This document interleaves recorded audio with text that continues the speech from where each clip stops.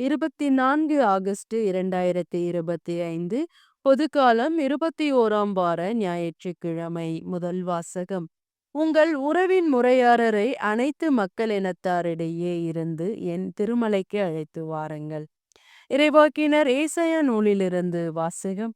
அதிகாரம் 66 இறை வார்த்தைகள் 18 21 முடிய.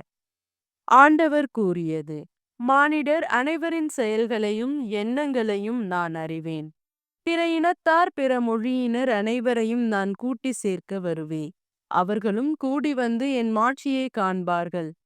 அவர்களிடையே ஓர் அடையாளத்தை நான் ஏற்படுத்துவேன். அவர்களுள் எஞ்சி இருப்போரை மக்களினத்தாரிடையே அனுப்பி வைப்பேன். அவர்கள் தர்சியு, பூல், வீரர் வாழும் லூது, தூபால், யாவான் தொலையில் உள்ள தீவு நாடுகள் ஆகியவற்றிற்கு செல்வார்கள்.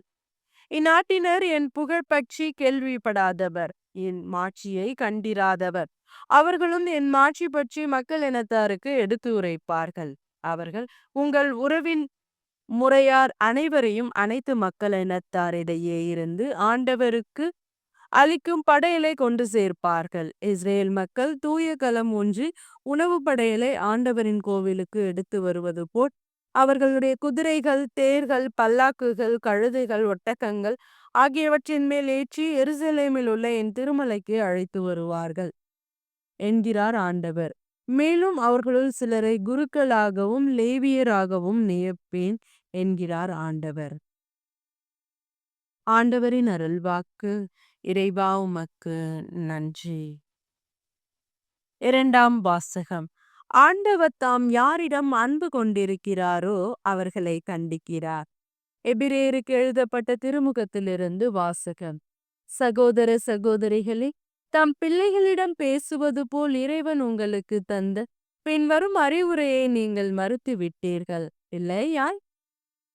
பிள்ளாய், ஆண்டவர் உன்னை கண்டித்து திருத்துவதை வேண்டாம் என தள்ளிவிடாதே. அவர் கண்டிக்கும் பொழுது தளர்ந்து போகாதே. தந்தை தாம் ஏற்றுக்கொண்ட மக்களை தண்டிக்கிறார்.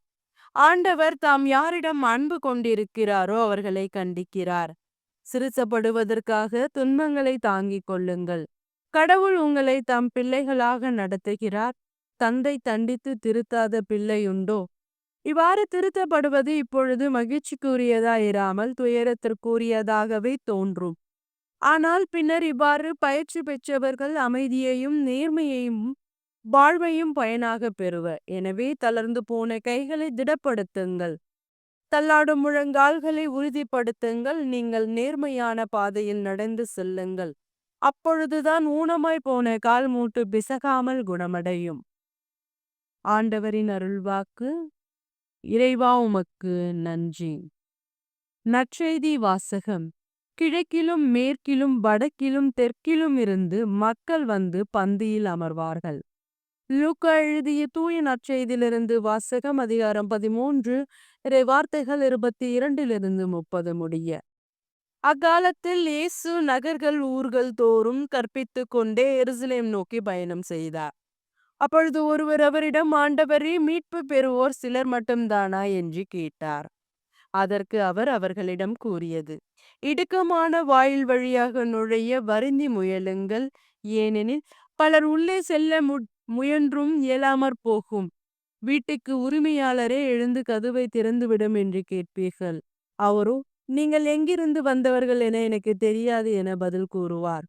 அப்பொழுது நீங்கள், நாங்கள் உமோடு உணவு உண்டோம், குடித்தோம், நீர் எங்கள் வீதிகளில் கற்பித்தீரே என்று சொல்லுவீர்கள். ஆனாலும் அவர், நீங்கள் எவ்விடத்தாரோ எனக்கு தெரியாது. தீங்கு செய்யுவோரோ அனைவரும் என்னை விட்டு அகன்று போங்கள் என்று என உங்களிடம் சொல்லுவார்கள்.